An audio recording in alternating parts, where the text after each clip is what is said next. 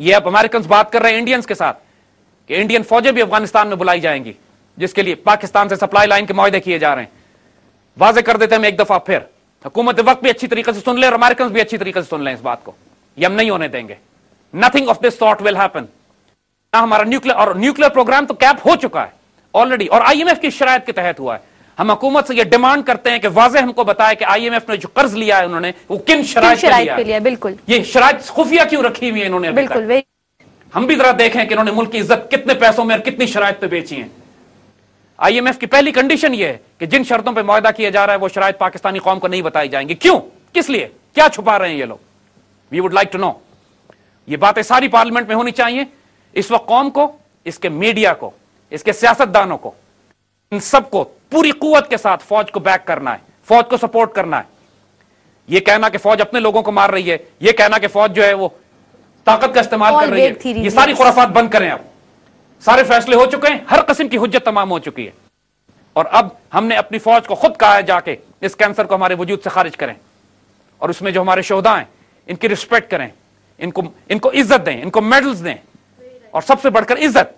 अगर अपने शहीदों को, अपने जवानों को इज्जत नहीं देते फिर किसे देंगे? तो फिर वो फौज किसके लिए लड़ेगी? फिर वो फौजें अकेली नहीं लड़ती, कौम के ताउन से लड़ती हैं। बिल्कुल। और फिर देखिए यहां पे एक भारी कीमत है जो कौम को अदा करनी पड़ेगी।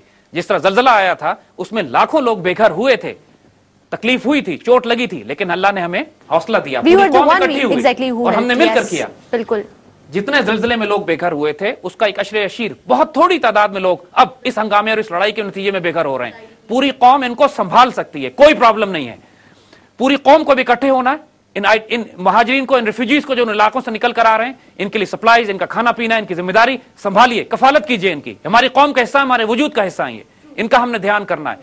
और हुकूमत का भी ये काम है कि देखिए इन्होंने फंड बनाया चीफ मिनिस्टर की सरबराही में, चीफ मिनिस्टर की निगरानी में। यह गलत फैसला है। एएनपी की हुकूमत करप्शन के लिए मशहूर है, लोग एतबार नहीं करेंगे उनके ऊपर। यह फंड बनना चाहिए था या फौज की क़यादत में, या गवर्नर की क़यादत में, या डिजास्टर मैनेजमेंट अथॉरिटी के कंट्रोल में, जो न्यूट्रल बॉडी होती।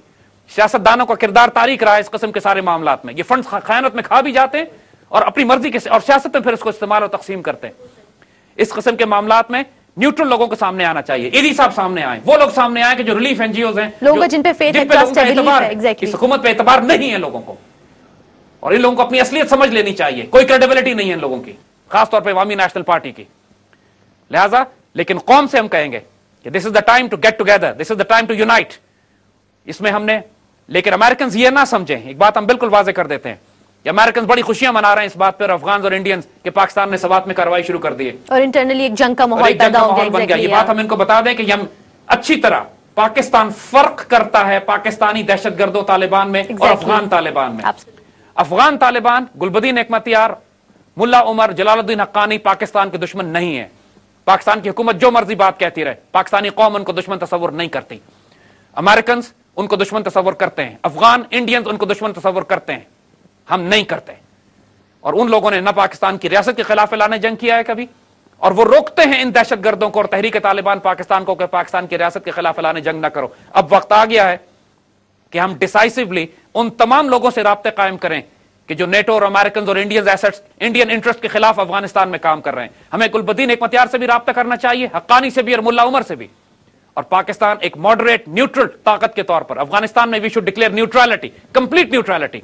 न्यूट्रलिटी का मतलब है कि ना हम अफगान रेजिस्टेंस को सपोर्ट करेंगे, ना अमेरिकन को सपोर्ट करेंगे, ना उनकी सप्लाईज जाएंगी, ना अमेरिकन की सप्लाईज जाएंगी। ये अमेरिकन ने जंग हमसे पूछ के नहीं शुरू की थी, हम पर मुसल्लत की है। हमारी कोई जिम्मेदारी नहीं है कि हम अमेरिकन सप्लाईज का हम जिम्मेदार बने। बिल्कुल।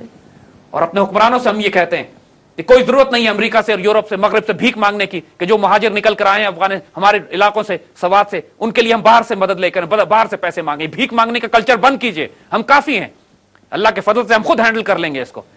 अपनी सारी इज्जत बेशर्मी और बेगैरती से तबाह बर्बाद करवा लेते हैं कि जब हर लम्हे इनका हाथ खुला होता है आगे भीख मांगने के लिए। वो फिर अपनी डिमांड्स तभी, अपनी सारी गुफ्तगू के आखिर में एक जुमला इनका होता है, हमें इमदाद दीजिए। एग्जैक्टली। कोई इज्जत, कोई गैरत, कोई शर्म इन लोगों रोज बयानात यही आ रहे हैं। बिल्कुल।